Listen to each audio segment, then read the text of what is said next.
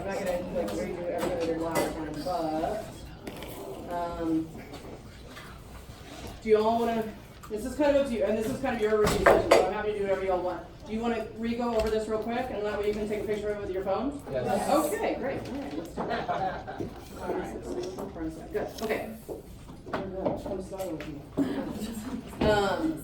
Where's Juliana? Are you Juliana? I'm so meet you. Wait, no, I'm I know who you are. Oh. Nice to meet you. I know. Do I have second years here? No? You're a 5 years tutor. You'll be very nice to your tutor since they're giving up. And they're very stressful in their second year right now. So, okay. All right, so let's draw this out. I'm going to go kind of through fast so you can just take a picture of it. But it's really important for you to kind of put everything in perspective about where all this fits in. Because you can look it on your body, but if you don't understand how it all fits in, then it's kind of like, what am I doing with it? So this is going to be a roadmap. Again, we talked about this can all, it's all one road. It just kind of changes names. It's just different type names. So your subclavian artery starts kind of up at your neck.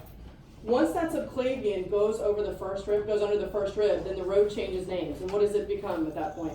Axillary. You got it. Axillary artery. And now we go into the branches of the axillary artery that we talked about. So what's the mnemonic? Stop the lawyer, save a patient, right? And then what's the other mnemonic as far as how many branches off each? 1 branch off the first part, 2 branches off the second, 3 branches off the third, right? Okay. So now we're in the axillary artery. We've crossed over the first rib. Now we're in the first part. Okay. And remember, stop the lawyer, save a patient. So the superior thoracic is going to be our first branch off of that. And again, I'm not going to wait for you to draw this out because you can take a picture at the end. But now we dive underneath the pec minor, right? So if we're going to see this on the practical, the way we know we're in the second part is what's going to happen. The pec minor is going to be reflected back, right? Otherwise, you can't see anything underneath it. So how can I tag something that's underneath it? So if the pec minor is down, you can either see the border of it, or you know you're either in the first part or the third part, right? Because you're going to be on the other side. So superior thoracic. The 2 branches that come off the second part are going to be the thoracoacromial and the lateral thoracic. And that kind of comes out a little bit of a diagonal. I just didn't draw it like that on there. Okay, so stop the lawyers. Now, we're going to save a patient. Come on in. So subscap comes off. There's 2 divisions off the subscap. Does anybody remember where they are? You guys are doing this. Good. So the thoracodorsal and the circumflex scapula. Remember, circumflex just means it goes around. It provides collateral circulation for the scapula. And that's really handy in case you get in an injury. Okay, what's a patient? Anterior, posterior, circumflex, good. Humeral. And which one of those is the most clinically relevant? Posterior. Because 2 things, what? Axillary nerve. Axillary nerve, so if you have a fracture of the what? Cervical neck of the humerus, right, it can cut through there, and that also damages the axillary nerve. Good. Okay. Now, we're going to change road names. So we're going to go over the teres major, and now we changed, and we're a different name now. What are we? Brachial. Yep. Mm-hmm. So the brachial artery is going to give off a branch called the deep brachial artery. Okay. When that brachial artery kind of hits in the cubital fossa area, it's going to split. And those arteries are going to be exactly like the bones are named. So you have the ulnar and you have the radial. The reason they're in different colors, you'll see when we talk about what we talked about this in lab. These are going to form your palmar arches. Okay. I forgot about this. So with the ulnar, you have a posterior interosseous and an anterior interosseous branch off the ulnar. Forgot about that one today. Next, you remember the 2 branches we talked about, the radial. Which is your 2 most radial fingers? Thumb. What's the artery that goes to the thumb? It says pollicis, right. And then what's the one that goes to your finger? Radialis indices. Remember, that's why we don't do what with patients. We don't do what with these 2 fingers. Check a pulse. Say pulses, right? Because you're taking your own pulse, right? Okay. The deep palmar arch. What's going to be the major principal component of the deep palmar arch? The ulnar or the radial? Radial. Good. The superficial palmar arch, remember, both have a U. The superficial and the ulnar both have a U. We're going to do a little test with each other called the Allen test. You guys are going to touch each other. Yeah. Okay, grab a partner. And what I want you to do, Evie is going to stand up. I'm going to show on Evie. Okay. You're going to check the patency of these, and you're going to see how these palmar arches work. Okay. So I'm going to include her ulnar and her radial artery. I'm going to push on it, and she's going to flash her hand a billion times. Go, go, go, go, go, go. And it's going to get bright white. Okay, open. Now I'm going to let go of her ulnar artery. That's going to make her superficial palmar arch filled with blood. Oh, she's nice and pink. Good job. Okay, do it again. Okay. Now I let go of the radial artery, and now I'm feeling her deep palmar arch through there. Okay? Everybody check each other out. Do that real quick. It'll cement it in your mind. I promise you. That's the Allen test. So you're gonna want to like be able to look at it. And so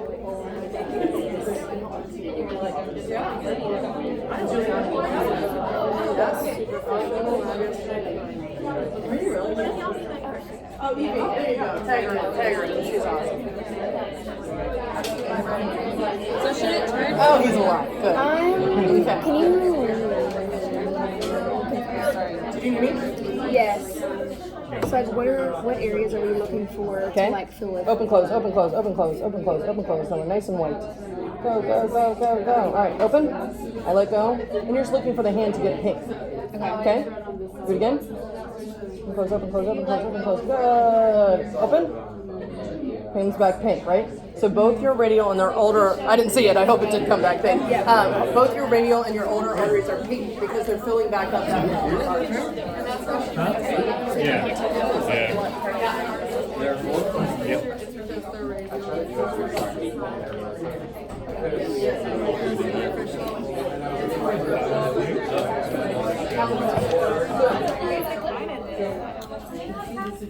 Might include both arms. What are we doing right now? Go, go, go. Open, open, close, open, close, open, close. I mean, virgin Venus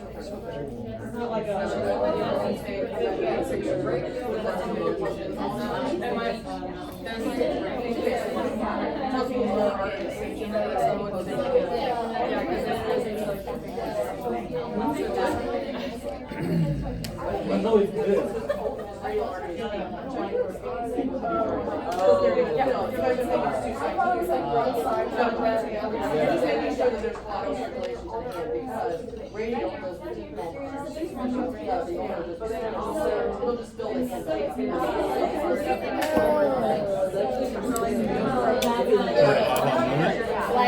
That's called the Allen test, and that's real important. If you're ever going to do surgery on somebody's hand, you want to make sure they have at least one patent artery going to their hand. Okay, so off the superficial palmar arch, we have the common palmar digital. Okay, common means what? It's shared, right? So it's not at its final location. It's shared. And then right about at the MP joints, it's going to branch. And that's where you get your proper palmar digital. Okay, you can take a picture of that, that's done now. Yeah. So proper means it has reached its final destination. It is where it is going to. So each of your fingers has a digital nerve on one side and a digital nerve on the other. So you have a radial digital nerve and ulnar digital nerve. Radial digital artery, ulnar digital artery. So when you're blocking a finger, you got to make sure you do it on both sides. You can't just do it on one, or else they're going to be very angry. Okay? All right. This is veins. We didn't do this in lab today. So again, you'll have a chance to take a picture at the end. So as far as venous structure, there's three really probably the most important ones that we could tag in lab. Everybody's venous structure varies a little bit. So you're not going to have the standard structures like you do with the arteries. So it's kind of similar to the arteries. So subclavian goes under the first rib. Now it's the axillary vein. Okay. You have the cephalic, and remember you're always standing in anatomical position. Where's the cephalic? Closest to your head, right? Yep. Then you have the brachial, and the brachial runs deep. So that's why you can't look at somebody's arm and typically see their brachial, because it's very deep within their arm. Then you have the basilic. It's closest to the base of your arm. So cephalic is closest to your head, basilic is closest to your base, and then you have your brachial. Is cephalic branching off of this? Is it okay? So it's like before the Kind of comes off where the axillary artery is. Okay. Yeah, and again, that varies a lot compared to, among different people. So now these are going to connect in the cubital fossa. What is clinically important about this median cubital vein? Yes, you take blood from here. Why? A couple reasons. Superficial, you can hit it with a dart. Yeah, I'm pretty sure there's someone here and you're just like, look, yeah, oh, I want to hit that, right? Vampires get very excited about this one. So it's easy to hit because it's superficial, right? It's also a bigger one of your veins. What's the last reason? It doesn't roll. It's actually tethered. There's fascia that tethers it down. So if you try to insert a needle, it doesn't roll. Whereas if you ever try to insert a needle in somebody's dorsal hand, A, they're itty bitty. If they're dehydrated, good luck. And then 3, they roll and they blow a lot. So that's a good clinical relevance one there. That's your median cubital. So, do you think that's a good one to tag? Yeah. I do, yeah. Keep in mind that we're not here to trick you and make your lives miserable. I don't want to do that because I'm not that mean. And the other TAs are often sorry they do that. We're teaching you things that are clinically important to you so that you can see that on a human body and be able to identify it. I don't want to know the itsy bitsyest branch of this, who cares about nerve. I want you to know that you know the median nerve. I want to know that you know where the median cubital vein is. I want you to know all the clinically relevant stuff, right? Okay. So the median cubital will come down and then it's going to branch, just like it does with the arteries. It's going to branch into the ulnar and the radial. Are veins usually more superficial or more deep to the arteries? Superficial, why? Nobody cares. They're not important. You hit an artery, you're in trouble. Okay, so just remember that veins, you can hit them, and usually there's enough collateral circulation that you're fine. Okay? All right. So the radial and the ulnar are going to come together to join that superficial palmar arch.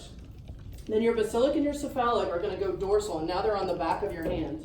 Okay, so they're going to come from deep, now they're going to go dorsal, and now they make this huge venous network that's on the back of your hand. Then your digital veins come off of there. If somebody is a hard stick and they're hard to get blood out of, why would we start at their hand and not their median cubital? Because once you blow it up, Bam. I know my phlebotomist in here, yep. Say it out, why? because once you mess that vein up, you can't go any Yeah. higher unless you're doing like a central line. Exactly. So if you blow the vein and you already, so let's say you blow this one, you're kind of hosed. Next thing is the central line. But if you start in the hand and you can get one in the hand, and let's say it blows, next place you can go is the median cubital. So you always have kind of a bailout plan. What do you mean by have that. below? What do you mean by below? If you start like in the hand, so you can go now more proximal. So if this one blows, like it blows up, Oh, all the okay. all the fluid Literally comes out. blows. Literally, kaboom. Right? Yeah. Not fancy medical term there. Literally kaboom. Right? Then you can come up here. So if their person's a hard stick or they dehydrated, usually you'll start in their hand and then you'll kind of work up that way. Okay. All right. Can you go back for 1 second? Sorry. No, you're good. Yep. Take that one's done. So take a picture of that. Will whoever's taking pictures put this in the group? Yes. Thanks. Yep. Okay. Let's do brachial plexus because that's important. All right, so, you know what, this is a little different than the one, so no, okay. All right, so C5, C6, C7, T8, or C8, and T1. So remember that C7 is an only child. He doesn't like to play with anybody else. And then you've got two sets of twins. So you've got C5, C6, you've got C7 all by itself, C8, and T1. These are gonna form the superior, the middle, and the inferior trunks. Take the picture, use the picture that y'all took last week for this one because I added a few things since they've had this one. Then you have your divisions, and this is going to go anterior and posterior for both. So if you look at the posterior divisions, all in green, they form an arrow, right? So the posterior divisions all come together to make the posterior cord. And then you have your branches. So Marmot, my Aunt Rabbit, my uncle. That's how it goes from medial to lateral. Musculocutaneous, axillary, radial, median, and ulnar. Now let's put the branches on there. Is this on yours? Okay, there we go. Okay. So there's a branch off C5, that's your dorsoscapular. So if you have any injury to C5, dorsoscapular is definitely going to be affected. Remember, C5, C6, C7 gives you wings to heaven. That's your long thoracic nerve, and that's the one that causes the scapular winging. Okay. Your trunks, superior, middle, and inferior. Remember that all of your branches off the superior trunk are all starting with S. So remember S and S and S. So suprascapular, superior, and subclavius. Okay, then your anterior and posterior again. And then you have your branches off the cords. And remember that your lateral will be named lateral, your medial will be named medial, and then remember you don't want to get STDs on your posterior. That's how you remember that. Okay. So your lateral is going to be your lateral pectoral. Go down to your medial. That's your medial pectoral, your medial brachial cutaneous, and your medial antebrachial cutaneous. And if you look at your posterior cords, don't get STDs on your posterior. So that's your upper and your lower subscapular, and then your thoracodorsal. And we come out to the branches here, and we'll talk about how those innervate the upper arm. So take a picture, that one's done. And honestly, you guys aren't going to get this till like the 10th time you see it. And you're going to be on the next unit, and you're going to be, oh man, I finally get the radio plexus. Okay, that's how anatomy rolls. Okay, so, all right, so for this one, and again, don't try to write this one down, just take a picture at the end, it'll be easier. Okay. So this is kind of reminding you what the innervations are, okay? So axillary nerve is going to kind of get everything up in the shoulder, and we'll go into the specific muscles on the next slide, but I just want you to generalize. Everybody touch it. Shoulder, axillary. Remember, when you're doing your test, I promise if you're doing this, you're like, oh yeah, I remember that crazy lady made me touch this, right? Okay? So axillary is the shoulder. Radial is gonna come down and it's gonna wrap around the humerus. So it's gonna do everything posterior. Okay, everybody touch your radial. All the way down, posterior arm, the whole way down. That's radial. Okay, good. So posterior upper arm, posterior forearm, and some of your posterior forearm extensors, which we'll get into them specifically. Okay. Median nerve, remember, runs through the carpal tunnel. That's the carpal tunnel syndrome we talked about today. Which fingers get numb and tingly with carpal tunnel? These and half of this one, right? Thumb, index, long, and half of ring. Okay. Median nerve, I don't know, pick median, right? Because everything here is median except for two that are going to be ulnar. So these are going to be all of your forearm muscles and then your lobe hand muscles. Everything in the hand is what? Ulnar except for your lobe muscles, right? And we'll talk about what the lobe muscles are. So everything here, median except for two ulnar. Everything in the hand, ulnar except for the lobe muscles, which are median. Musculocutaneous, here's your biggest muscle. Good, that's your musculocutaneous. Everything up here.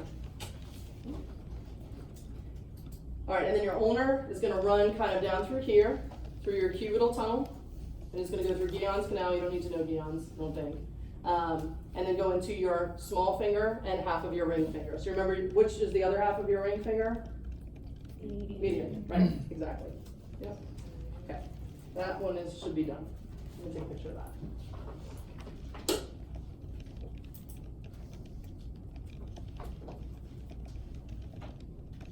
Well, and this one I think is going to be, okay, this is going to be all of the specific muscles. And again, that's what I'm saying, just take a picture of the end. Okay, so axillary is going to be deltoid and teres minor. Remember, give yourself a pat on the shoulder. Very good, that's my axillary nerve there. Okay. The radial branches into the posterior interosseous nerve. Okay, and the way you remember anterior and posterior interosseous, if we're standing this way, where's our posterior? Which is the nerve that's on our posterior? Radial. Everything on the back is radial, right? So the posterior interosseous is a branch off the radial nerve. Then you have your median nerve. Median is on the anterior of the arm as we think about this here. So your anterior interosseous is a branch off the median nerve. Then you have the recurrent branch, and that's where your 1/2 lobe muscles comes in there. So 1/2 lobe, 1 and 2 lumbricals, O is opponens pollicis. If you touch your thumb to your pinky, that's opposition. Your abductor pollicis brevis, if you make a C, you're out of the plane now, you're abducting, okay? And then your flexor pollicis brevis comes down here. So those three of your median nerve, the rest, everything else in your hand is ulnar. So when you study for this, study in groups. Do not make flashcards that are like, this muscle is this, this, this, this, this. Memorize them in groups, okay? So just remember, the entire forearm here is what? Except for what? Median. Median except for 2, right? There's the median except for 2, okay? So in the ulnar distribution, it's going to be FCU and then FDP, the medial side, okay? And then everything in the hand except for your lobe muscles, which are the median nerve, right? Mm-hmm. Good. So if you were going to write a test question, don't you think that a good way to do that would be, what's the exception to the rule? It's a good question, right? So which of the muscles are not innervated by the median nerve in the forearm? What are you going to look for there? That's what there's going to be exceptions, right? So probably FCU. I think that one is, there you go, and musculocutaneous. So musculocutaneous is everything up there. So biceps brachii, brachialis, and the coracoid brachialis. That's literally every nerve you need to know in this test. Get that? Okay. Take them, take the picture, take them. Okay. All right, let's pop out of here for a second, and then I want to go through some clinical problems. Oh, here, let's do the sensory one. Okay. So this is going to be sensory slideshow. So remember that sensation, let me just get it on here. Okay. So sensation is a little different than motor sometimes, right? This is a map you're probably just going to have to memorize. There's not a whole lot of remembering for that. Typically in the hand, it's pretty easy to remember that the median, the ulnar, remember median? 1, 2, 3, half of this one, and then ulnar is small finger, ring finger. So typically in the question, if somebody comes in with small finger, ring finger, numbness and tingling, that's usually going to be the question. It's not going to be like, the ring finger is numb and tingling only. That's not a great question, because that never happens in clinical life either. Remember, cutaneous means what? Skin. Sensory only, right? No motor function at all. If it's a cutaneous nerve, it's no motor function at all. Take a picture of that one, it is done.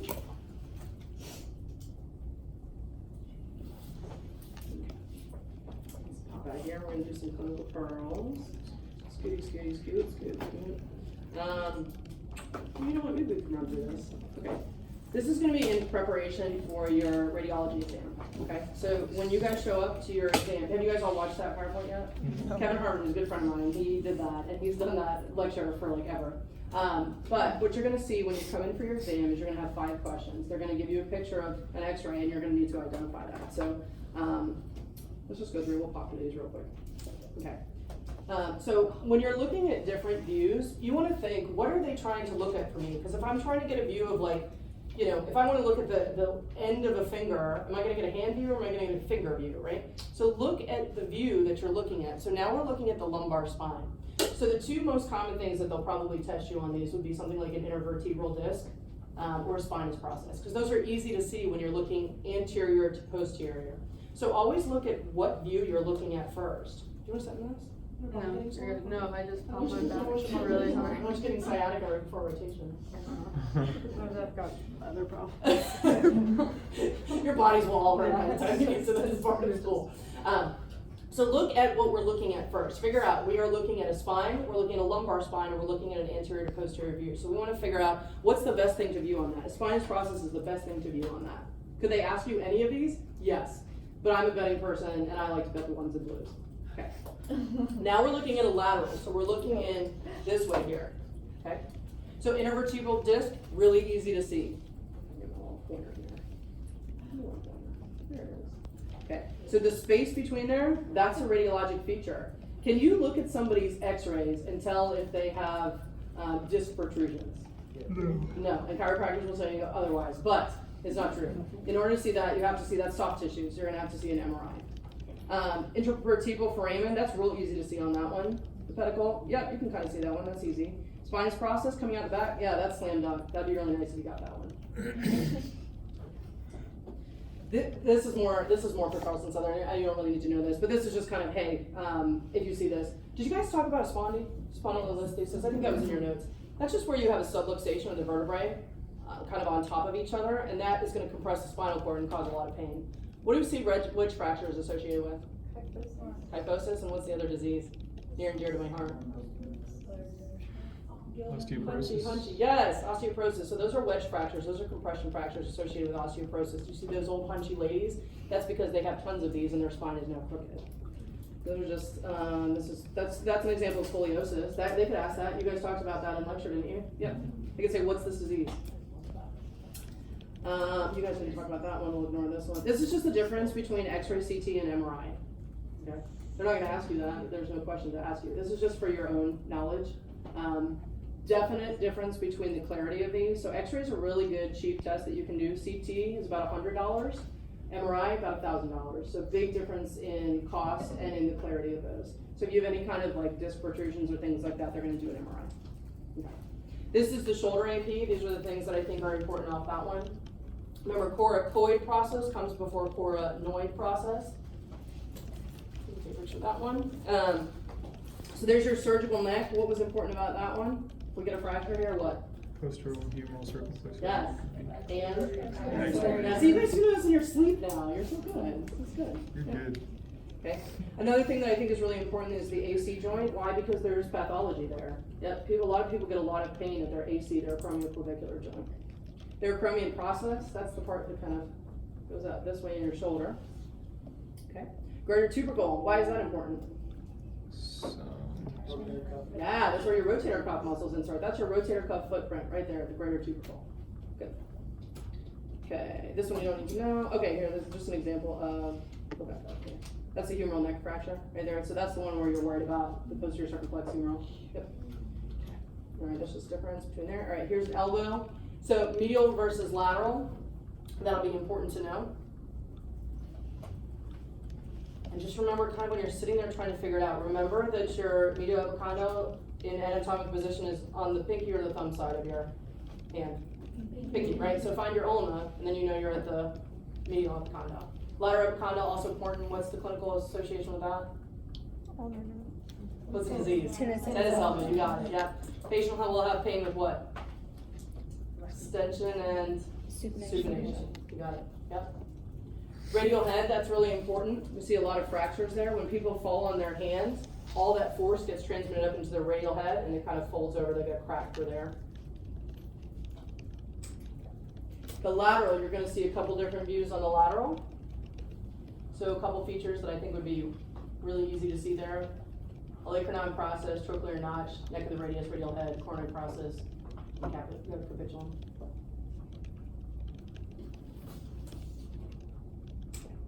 And that's just pathology there. This is just an example of what a radial neck fracture. They're not gonna ask you pathology on here unless they talked about it in lecture. That wouldn't be fair. He said it's just Yeah, landmarks. I think it's just straightforward, if I can remember it, yep. This one, really easy. So you remember some lovers try positions that they can't handle. Remember the order of your wrist bones. Ulnar styloid process, that's easy. Radial styloid process, those are pretty easy there. Look at hamate, near and dear to my heart. I think I've mentioned that like 87 times now, right? I'm not writing your lecture again, just FYI. But those are all easy points, so make sure that you've got those. This is kind of looking from the lateral side. This would be trickier if they did this. That's not as straightforward. So I think probably first metacarpal is more low-hanging fruit on that one. Again, we don't expect you all to be radiologists at this point. Like, I know this because I look at it 4 million times a day. I can immediately play photo hunt and figure out what's wrong with it. You guys are gonna have to see a million normals to know what's wrong. So don't, if you're like, I have no idea what I'm even looking at. Is this a bone? I have no idea. You're fine, it's okay. Like, you're gonna get through this. You're gonna see this more in musculoskeletal too. Okay, so that's, this is an example. You guys did talk about Colles fractures, yeah? Colles fracture is a distal radius fracture where they're dorsally displaced, so their fracture kind of goes backwards. That's the most common wrist fracture, and that's also associated with osteoporosis when they fall from a standing height. Scaphoid fracture, oh, we talked about that one. Where's your snuff box? Where is it? Find your snuff box, point over your snuff box. That's your little hole in your wrist there. It's your anatomical snuff box. That's where your scaphoid fracture will live, and they'll be painful over there, so that's important. This is just an example of the difference between a child x-ray and an adult x-ray. It looks like they have fractures. They don't. They have growth plates. Growth plates are cartilage, so they look like a big line through the bone. I don't know why that was on my mind. And this was from Kevin's PowerPoint. I was like, Kevin, what'd you do? I was like, I don't know. Anyways, this is looking into the hand. You should all feel happy for yourself. It's fun. So DIP joints, PIP joints, MCP joints, that's all pretty low-hanging fruit there. Definitely the proximal middle distal phalanx. I think that's more undergrad than it is PA school. So I want you guys thinking, like, would I ask this if I was a PA professor or if I was an undergrad professor? Stay away from the undergrad professor ones. Kind of think a little bit more difficult than what you're used to seeing. We don't need to care about those. There's boxer fracture. We talk about that. Always look for the last knuckle. There you go. All right, clinical pearls. All right, so these were ones that we kind of talked about. We flew through in lecture. I mean, in last week when I was here in lab, and we'll just go through these again. This is all guaranteed points. If you guys see this on the exam, this is easy points for you. Okay. All right, so cervical, and you'll just have to take pictures because we're gonna fly through these. I gotta get home and see my kid. Let's see, like I need it. How are cervical vertebrae numbered? So remember that the key is C8. C8 is key. In the cervical spine, there's one more numbered nerve than there is vertebrae, whereas the thoracic and the lumbar, they're all numbered a little bit differently. So in the thoracic and the lumbar, the nerve below the vertebra has the same number, whereas in the cervical, it comes out above. So C8 is kind of the key difference there. What's the most prominent vertebra at the back of the neck? Everybody can feel theirs. That's all their C7. Good. Show me your C7 dermatome. Oh, good job. Yay, very good. Okay. We talked about kyphosis, lordosis, and scoliosis. These are all kind of low-hanging fruit for questions here. Who is lordosis in that's normal? Pregnant. Remember labor and delivery, lordosis, lumbar spine. Yep, so pregnancy, that's normal in. Kyphosis, who gets kyphosis? Until ladies who have what disease? Good, yep. Okay. We talked about this one, so the level of the lumbar puncture is going to be at L4. Why? Spinal cord ends. So the spinal cord is going from a nice firm cord to this kind of like horsetails. That's your cauda equina, or the horsetail. So when you push that needle in there, it kind of pushes everything to the side. And the reason we say L4 is because we have a really good external landmark for that, and that is going to be our iliac crest, right? So you find your iliac crest, that's your bony part, you draw a line through the back, and bam, poke through that. You know your order of meninges from the outside to the inside? So dura is the hard mater, right? When you poke through it, you'll feel that little poke. So the arachnoid, and remember the arachnoid contains what? Cerebrospinal fluid. Yeah, why is that important to us? Why do we care? Somebody has meningitis, right? You're going to see white blood cells. If somebody has brain bleed, you're going to see blood. So that's a good way to figure out what the fluid is that's bathing the brain and the spinal cord. And then the pia mater, would we ever be able to tag pia mater? No, because if we try to tag it, it would literally disintegrate. So it's good for you to know, but that's probably not very likely to be tagged. The feeder artery for the spinal cord in the left lower thoracic. Dr. Thomas loves this one. The greater anterior medullary artery of Adam Kulis. And why is that one important? If you cut it in surgery, you can have paralysis. Yeah, you cut it. It's the Paraplegia. feeder artery. It supplies blood to all the spinal cord. If you cut it, now you have spinal cord without blood. That's never good. So that means ischemia. Oh, your dermatomes. Let's do them together. Where's your 6 shooters? Bang, bang, bang, C6. And in some of the drawings they have the index finger in C6 and C7. I just think it's easier to remember it this way. So C6, C7s, very good. C8s, good. And remember that dermatomes are different from sensory nerves. What's the sensory nerve to these 2 fingers? Ulnar, right? Okay, but it's also the C8 dermatome. So when I'm like, what does that even mean? What's the difference? If the patient has an impinged nerve in the cervical spine, they're going to present with numbness and tingling in the small and the ring finger. Okay. If I do their ulnar nerve exam, which you guys don't need to worry about right now, and it comes out normal, and I'm like, hey, every time you turn your neck to change lanes, do you get a zing or a zap down your finger? And they're like, yeah, that's where it's going to go to. So that tells me it's a cervical impingement problem, not a problem with the ulnar nerve. These are the other commonly tested ones because there's landmarks there. Could they ask you T8? They sure could, but how would they ask that? Somewhere randomly in the middle of your belly? No.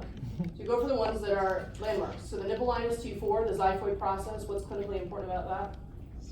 CPR, the little tiny bone, like little triangle gets broken. Yep, and then the dermatome for the navel is going to be T10. So those are commonly tested. Damage to your long thoracic nerves. C5, C6, C7 is going to cause that scapular wing. So you're going to have your patient push out like this, and then they're going to have that movement. Remember, that's at the first part of the brachial plexus, that C5, C6, C7 branches. Oh gosh, I feel like we've talked about this a million times. Humeral neck damage, fracture damages what artery and nerve? That's going to be your posterior circumflex humeral artery and your axillary nerve. Humerus shaft, remember that radial groove or the spiral groove? That's where the radial nerve runs. If you have a fracture through the shaft, then you can damage that. And remember, radial nerve is responsible for extension of your wrist. They will have no extension of their wrist. They'll have wrist drops. And that's radial nerve palsy.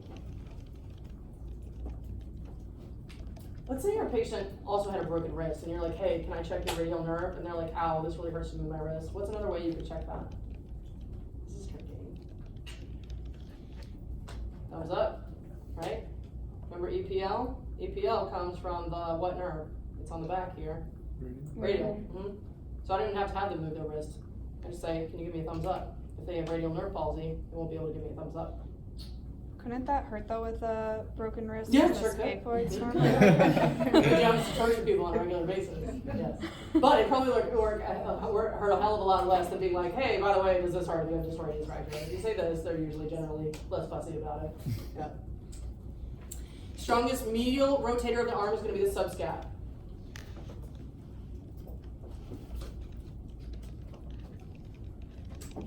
Most commonly injured rotator cuff tendon, we talked about that today, that's supraspinatus, and remember that initiates abduction. So if you get osteoarthritis on the humeral head, right at that greater tuberosity, as it slides back and forth over there, it's basically like a knife. It's kind of serrates it and it tears it. Arm abduction, 1-2 muscles, supraspinatus goes first, and then the deltoid is about 30 degrees afterwards. So supraspinatus, deltoid, deltoid, deltoid. You guys know these. Okay, when I talked about which is the one they're going to try to confuse you with on the test question. Teres major, teres minor. Yep, so teres minor. They're going to flip teres minor to be teres major. Remember that teres minor is your rotator cuff muscle. Yeah, I promise you it's going to be on there. Little tricksters. Yeah. So thumb, index, long half of your ring finger. The patient comes in with numbness and tingling. Did you guys talk about the Tinel on the Phalanx test? So Tinel just means you're tapping over the nerve. So if you tap over somebody's carpal tunnel and they're like, ow, ow, ow, that zings and zaps to the end of my finger, that's a positive Tinel's test. Is that happening on any of you? Maybe. Just wait a year. Yeah. Phalanx, just remember reverse prayer. If you do this, you're compressing that median nerve in the carpal tunnel, and they're starting to get numbness and tingling in those fingers. No, not yet. So the median nerve is the one that's responsible for carpal tunnel syndrome. That's a really important clinical one, so that'll probably be on the test. Tennis elbow and golfer's elbow. So tennis elbow causes pain with extension and supination. Medial epicondylitis or golfer's elbow, pain with wrist flexion, and pronation. And what's the muscle that's most responsible for lateral epicondylitis? Extensor, pulsus, Extensor was right. Carpi was also right. radialis, Brevis. Brevis, ECRB, very good, yes, you guys put it together there. Isn't that anatomy fun? You're just like, I'm just gonna say words. Extensor, policy, I don't know. Golfer's elbow, remember, is just the opposite, so flexion and pronation, and that's gonna be the medial epicondyle. And you guys can totally use your bodies as like a cheat sheet when you go into your test. Everybody's like like this. Yeah, yep. Number one, dislocated carpal, we talked about that, that's your lunate. Remember, as the lunate dislocates, it kind of comes forward like a spilled teacup. So the lunate is the most commonly dislocated because there's not very many ligaments around that one. There's the scapulunate ligament, but there's not a whole lot of other ligaments. And we know the number one fractured one is the scaphoid, right? And that's why you always check over the anatomical snuff box. The reason people get sued over this one is because it doesn't show up on x-ray for about 2 weeks. Okay, so they come in, they go to their urgent care, they're like, you're fine, x-rays are great. They send them home. You don't ever have to follow up on it. We see them in 3 years when they have avascular necrosis. So if you ever have somebody who's tender over there, put them in a cast, tell them to follow up with the ortho. Did you guys talk about this one or no?